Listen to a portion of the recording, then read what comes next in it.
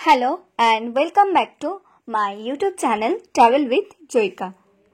আসাম ভ্রমণের আগের পর্বে আপনারা দেখেছিলেন উগ্রতারা দেবালয় এবং নবগ্রহ মন্দির।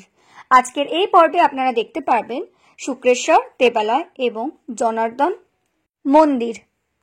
আসাম ভ্রমণ পর্বের আগের ভিডিওগুলি আপনারা যদি না দেখে থাকেন তাহলে অবশ্যই আই বাটনে ক্লিক করে দেখে নিতে পারেন এবং ডেসক্রিপশন বক্সেও লিংক দেওয়া থাকবে, আপনারা সেখান থেকেও দেখে নিতে পারেন। আসাম ভ্রমণের চতুর্থ পর্বে আজকে আপনারা দেখতে পারবেন শুক্রেশ্বর দেবালয় এবং জনার্দন মন্দির। তো চলুন ভিডিওটি আমার সঙ্গে পুরোটা দেখতে থাকুন। তো এবার আমরা চলে এসেছি শুক্রেশ্বর মন্দিরে। এখানে আপনারা দুটো মন্দির একসঙ্গে দর্শন করতে পারবেন। জনার্দন মন্দিরের ওপরেই রয়েছে শুক্রেশ্বর মন্দির। তো প্রথমেই আমরা যাব শুক্রেশ্বর মন্দিরে। এই যে শুক্রেশ্বর মন্দির দেখতে পাচ্ছেন, এই ওপরে সিঁড়ি বেয়ে উঠতে হবে। শুক্রেশ্বর মন্দির দর্শন করে তারপরে আমরা যাব জনার্দন মন্দিরে।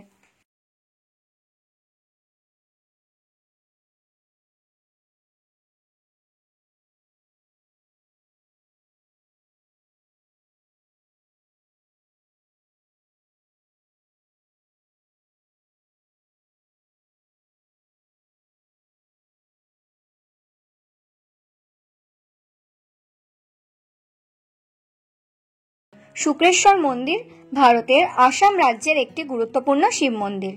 মন্দিরটি গুয়াহাটি শহরের পানবাজার এলাকায় ব্রহ্মপুত্র নদীর দক্ষিণ তীরে শুক্রেশ্বর বা ইটাখুলি পাহাড়ের ওপর অবস্থিত। এই মন্দিরটি আসতে গেলে আপনারা গুয়াহাটি থেকে বাসে অথবা নিজস্ব গাড়ি করেও আসতে পারেন। আর গুয়াহাটি স্টেশন থেকে মন্দিরের দূরত্ব মাত্র 25 মিনিট। বাসে করে আসলে আপনারা ফেন্সি বাজার নামবেন। ফেন্সি বাজারে নেমেই আপনারা একটি ওভারব্রিজ দেখতে পাবেন এবং ওভারব্রিজটি ক্রস করে আপনারা শুক্রেশ্বর ও জনার্দন মন্দিরে আসতে পারবেন। তো চলুন মন্দিরটি আপনাদেরকে ঘুরিয়ে দেখাই।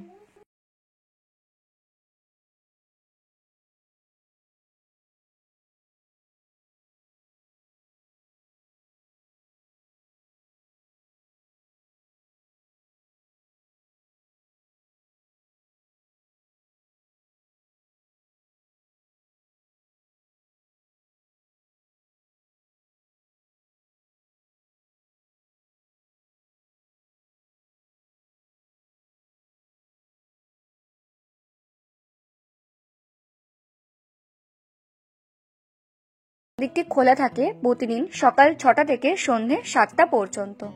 এই মন্দিরে ভগবান শিবের অন্যতম বৃহত্তম লিঙ্গ রয়েছে। এই মন্দিরটি 1744 সালে অহোম রাজা প্রমত্ত সিংহ দ্বারা নির্মিত বলে মনে করা হয়। রাজা রাজেশ্বর সিংহ, যিনি শৈব ধর্মের কারণে প্রচার করেছিলেন, তিনি 1759 সালে শুক্রেশ্বর মন্দিরের জন্য আর্থিক ব্যবস্থা করেছিলেন।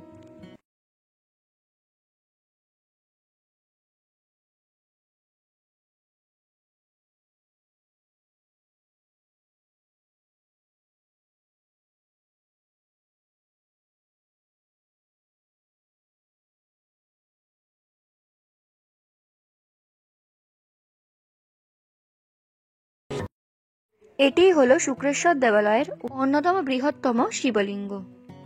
সারা বছরই এখানে বহু দর্শনার্থীর সমাগম ঘটে।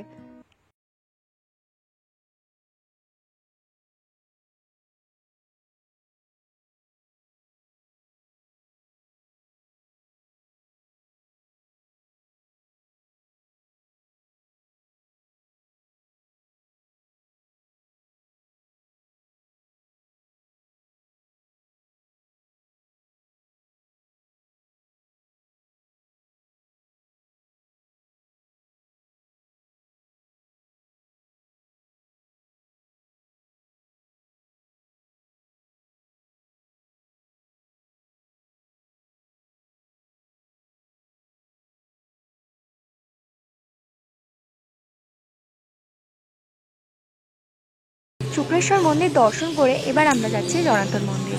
আর এই জনার্দন মন্দিরটা কিন্তু শুক্রেশ্বর মন্দিরের ঠিক নিচেই। আর এই জনার্দন মন্দিরটি হলো কিন্তু একটি বিষ্ণু মন্দির। এখানে ভগবান বিষ্ণুর উপাসনা করা হয়। তো চলুন মন্দিরটি আপনাদেরকে সম্পূর্ণ ঘুরিয়ে দেখাই। এই মন্দিরটি কিন্তু দেখতে খুবই সুন্দর। আর এই মন্দিরের চারিদিকে কিন্তু দেবদেবীর মূর্তি খোদাই করা রয়েছে। মন্দির পরিদর্শনের সর্বোত্তম সময় হলো ভোরবেলা বা গভীর সন্ধ্যা অর্থাৎ সূর্যোদয় বা সূর্যাস্তর সময়, কারণ টিলাটির মনোরম পরিবেশের একটি দর্শনীয় চিত্র উপস্থাপন করে।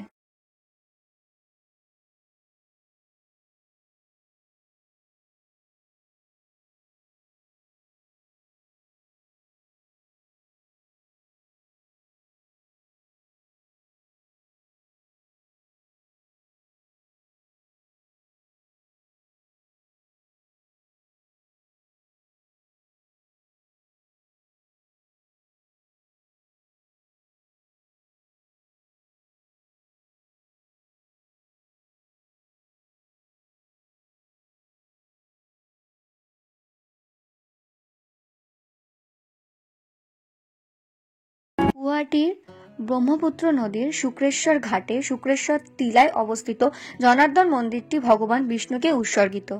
ব্রহ্মপুত্র নদীর সুন্দর পটভূমি ও গুয়াহাটির সবুজ উপত্যকার মধ্যে অবস্থিত মন্দিরটি একটি মনোমুগ্ধকর স্পট এবং দেখার মতো একটি দৃশ্য। এই মন্দিরের উৎপত্তি স্থল খুঁজে পাওয়া যায় না। এটি নাকি 17 শতকের কোনো এক সময় সংস্কার করা হয়েছে বলে মনে করা হয়। মন্দিরটি বৌদ্ধ এবং হিন্দু স্থাপত্য শৈলীর একটি বিস্ময়কর সংমিশ্রণ, যা উভয়ের নকশা উপাদানগুলিকে অন্তর্ভুক্ত করে। অভ্যন্তরীণ দেওয়ালগুলি সাদা রঙের এবং মন্দিরে বিভিন্ন দেবদেবীর ফটো মূর্তি দেখা যায়। জনার্দন মন্দিরের সাথে যুক্ত একটি পৌরাণিক কাহিনী বলে যে ভগবান বুদ্ধকে ভগবান বিষ্ণুর অবতার বলে মনে করা হয়। আবার ভগবান বিষ্ণু ভগবান জনার্দন নামে সুপরিচিত।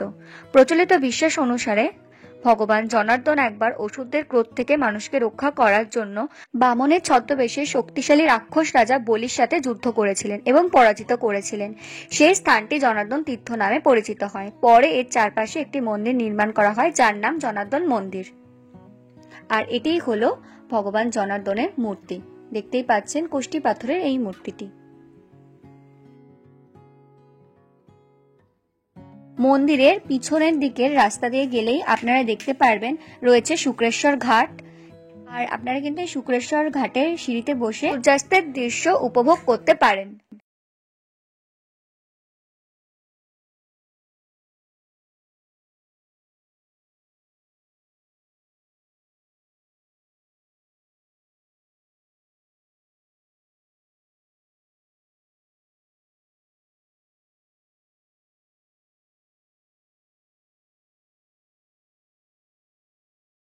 ব্রহ্মপুত্র নদ দেখতেই পাচ্ছেন, আর শুক্রেশ্বর এই নদীর ঘাটে বসে আপনারা কিন্তু এই ব্রহ্মপুত্র নদের সূর্যোদয়টা উপভোগ করতে পারেন। ভীষণ সুন্দর লাগছে দেখতেই পাচ্ছেন আপনারা।